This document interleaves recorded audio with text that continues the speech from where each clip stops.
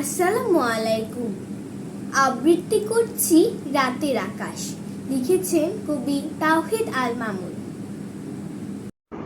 সন্ধ্যা রাতে ডাকবে ঝিঝি, ফুল পাখির এই দেশে। চাঁদের আলো মাখবো গায়ে জ্যোৎস্না রাতে এসে। লক্ষ্মী প্যাঁচা শিমুল ডালে থাকবে বসে একা। জোনাকিরা মিটমিটিয়ে করবে এসে দেখা। পাখিরা সব থাকবে নীড়ে শান্ত স্নিগ্ধ মনে। নদীর ধারে ডাকবে শেয়াল কাশফুলের ওই বনে। আমি তখন হাত বাড়িয়ে জ্যোৎস্না গায়ে মাখি। তারার সাথে জল জ্বলিয়ে একটু নীরব থাকি।